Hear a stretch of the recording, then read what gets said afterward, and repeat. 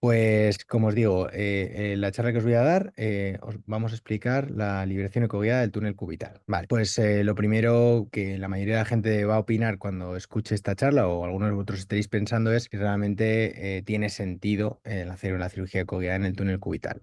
A mí, cuando me encargaron esta charla, pues perfecto, pero hace 2 años, cuando escuchaba hablar de este tema en este curso, me parecía que no tenía mucho sentido, o sea, que realmente pues, la cirugía ecoguiada tiene unos límites y que esto pues realmente no era ni seguro ni eficaz o por lo menos no era mejor a las técnicas convencionales. Pero bueno, todo va progresando y lo que sí que os voy a explicar es pues algunas de las evidencias que tenemos actualmente sobre el túnel cubital. Y ya sabemos con un nivel de evidencia 1 que la liberación in situ del túnel cubital pues es superior a la transposición en sus diferentes variantes en la mayoría de los casos. Y por otro lado, la técnica endoscópica no ha mostrado un beneficio adicional sobre la cirugía abierta. Salvo la recuperación precoz, los resultados son similares y hay más complicaciones de hematomas en la técnica endoscópica. Y por otro lado, es verdad que hay muchas estructuras descritas como potenciales puntos de compresión a nivel del codo del nervio cubital, pero la mayoría de los autores sí que identifican la aponeurosis flexora pronadora y el retináculo cubital como las estructuras más frecuentemente implicadas en esta patología, en la neuropatía cubital del codo. Entonces, lo que hemos aprendido es que liberaciones in situ de la aponeurosis flexora pronadora son eficaces y que además no hay compresiones más allá de estas estructuras distales en el codo. Entonces, este es el escenario perfecto para la cirugía ecoguiada. Compresiones puntuales, focales, cortas y de estructuras mioponeuróticas. Entonces, basado en estos principios, la indicación de esta técnica sería, como digo, compresiones únicas en el codo a nivel del retináculo flexo cubital y de la pronesis flexora pronadora y en grados leves, es decir, parestesias leves moderadas y leves atrofias musculares, que es lo que se corresponde con las escalas de McGowan grado 1 y 2. Y pues, lo que busca, como digo, es liberar esto, precisamente esto lo vemos bien ecográficamente, pero tiene contraindicaciones esta técnica también. Atrofias severas, compresiones proximales, double crash syndrome, o sea, síndromes de doble compresión, inestabilidades del nervio cubital a nivel del codo y por último, pues cirugías previas en el codo o en el hombro o artrosis en el codo o en el hombro que impidan pues, la correcta posicionamiento del paciente. Respecto a la técnica, la he sistematizado en 5 pasos. El primer paso es una planificación, una preparación. Esta técnica se puede realizar tanto en cirugía ambulatoria como en cirugía en la consulta y lo que necesita es una esterilidad, no necesita esterilidad de un entorno quirúrgico, simplemente con una esterilidad de la zona y con guantes sería suficiente. Empleamos un material muy sencillo, el habitual en cirugía ecoguiada, una aguja de 18 Gs, un mosquito y el bisturí específico de cirugía ecoguiada, en este caso el de la marca Chemis de Nuclid, y la funda estéril para el eco. Respecto a la anestesia, es una anestesia local tipo Walland, empleamos 4 portales, en total 40 mililitros de anestésico y la administramos con una aguja de 27 Gs. Es muy importante, como en otras técnicas, que la anestesia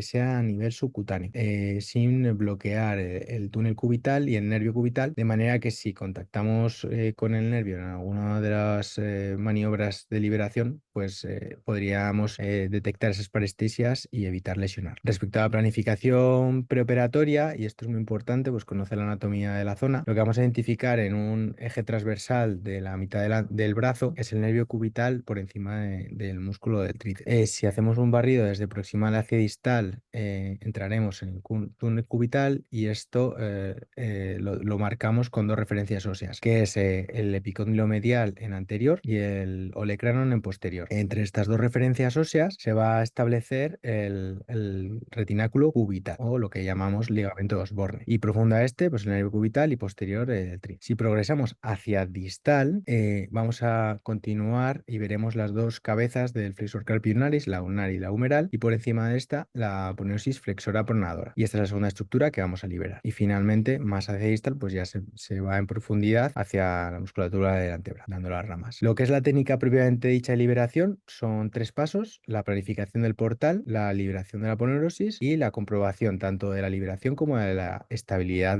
residual del nervio. Pues este es un pequeño vídeo de los 3 pasos. En primer lugar, la localización del portal. Este portal, como digo, se usa una aguja de 18 Gs y se localiza pues, en la zona de seguridad, que es posterior al nervio y por debajo del retináculo cubital. Y siempre proximal a esas dos referencias óseas, del olecranon y el cóndilo medial, epicóndilo medial o epitrócleo. Identificar las estructuras y esa zona de seguridad, abrimos el portal y introducimos un mosquito para dilatar ese port, ¿vale? Y aquí es importante pues detenernos para hacer una reflexión sobre esta estructura que veis, que es el tríceps.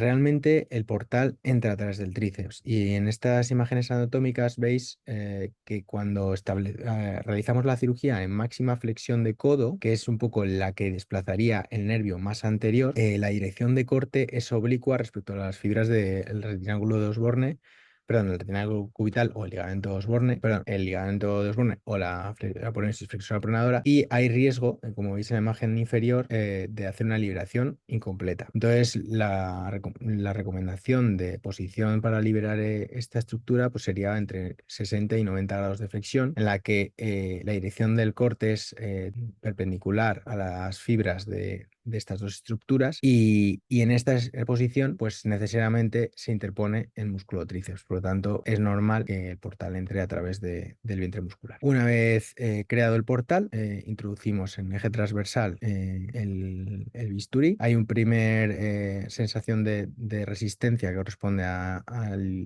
ligamento Osborne, al retináculo cubital, y en ese momento ya nos desplazamos al eje longitudinal para hacer una liberación en plano. Vemos cómo visualizamos la aponeosis flexora pronadora y vamos a colocar el instrumental de corte justo enganchando esa estructura para posteriormente, haciendo una progresión hacia distal, pues liberarla. En este vídeo se ve muy bien cómo hay una primera resistencia fuerte, que es la del retináculo cubital, y reposicionamos de nuevo el instrumental para continuar haciendo la liberación de la aponeosis flexora pronadora. Por los estudios endoscópicos, que vemos que no hay compresiones distales a 4 centímetros, pues una liberación de 3-4 centímetros de esta estructura respecto al inicio, pues es suficiente. Y además de esto, como veis, no estamos haciendo la liberación visualizando directamente el nervio cubital, sino que nos vamos un poquito más posteriores. Esto añade seguridad al procedimiento y además en esa posición el nervio va progresivamente haciéndose más profundo para internarse en la musculatura del antebrazo. Por lo tanto, no hay un punto en el que vayamos a cruzar el nervio y tengamos riesgo de dañarlo. Entonces, en cuanto al riesgo de seccionarlo, es muy bajo y es una cirugía segura. Finalmente, la comprobación de la sección se puede hacer en un eje transversal o en un eje longitudinal con el mosquito, ¿vale? Pero lo más importante es visualización directa de la liberación de la sección. Y como os decía, pues lo último, la confirmación con movilidad activa de que el nervio se está. Posoperatorio, recuperación inmediata, en el sentido de que es una técnica con anestesia local. Se coloca un vendaje compresivo para evitar hematomas, que se quita si lo operas por la mañana a la noche o si lo operas a la tarde al día siguiente. Y no hay puntos, son steer strip. Y el paciente puede recuperar actividades habituales, salvo trabajo de carga, que sería a partir de las 2 semanas. Tuve la oportunidad de revisar los resultados de los pacientes del doctor Tomás Apar en Versalles. El resultado final es muy bueno, que es cuando les vi, no tenía escala preoperatoria disponible, pero es una recuperación completa. Sin embargo, sí que de 22 casos hubo un fracaso en el que no se mejoró después de la cirugía, y 2 casos en los que que hubo recurrencias a los 2 meses y al año. Entonces, un poco la reflexión de estos resultados es que la indicación es muy importante. Es fácil no detectar compresiones asociadas o radiculopatías, y es por eso que, bueno, basado en los criterios de selección, tanto clínicos como en las maniobras de exploración, pues intentar detectar otros puntos de compresión o radiculopatías de C8, T1, pues es muy importante. Y finalmente, un poco las recomendaciones. Las recomendaciones es que los primeros casos con esta técnica se hagan en quirófano. Como no hace falta anestesista, pues es una persona de confianza que te eche una mano por si hubiera algún problema. Luego, marcar las referencias óseas y el trayecto del nervio también es muy importante en los primeros casos para cuando no tienes tanta experiencia, pues tener referencias también sobre la piel y dirigir el instrumental hacia esas referencias. Y en cuanto a los equipos, pues esto se ve claramente que tener equipos de alta calidad en quirófano es una ventaja diferencial. Entonces, intentar tener los mejores equipos posibles porque eso te va a facilitar mucho el saber lo que haces y el hacer la cirugía con mucha más seguridad. Y para esta cirugía en concreto, pues la sonda de 18 MHz lineal para mí es la ideal. Y respecto a la ecografía, aunque en otras técnicas defiendo más la liberación fuera de plano, en esta creo que es importante hacer una liberación visualizando cómo el instrumental coge la aponeurosis, porque la sensación de corte, así como en el túnel carpiano o en el dedo en resorte, sí que es claramente perceptible. Aquí puedes hacer un pase por encima o por debajo de la fascia y tener una sensación similar. Entonces es muy importante la dirección en plano por encima de la de fuera de plano. Y finalmente, como os decía, imágenes de calidad te permiten confirmar lo que estás haciendo y visualizar bien los puntos de corte y las estructuras que no quieres dañar. Y esto es un poco ya la cuña publicitaria al final, que es pues los cursos que estamos promoviendo para hacer estas técnicas en cadáver y el segunda edición que realizaremos en junio. Ya os pasaré un poco más de información.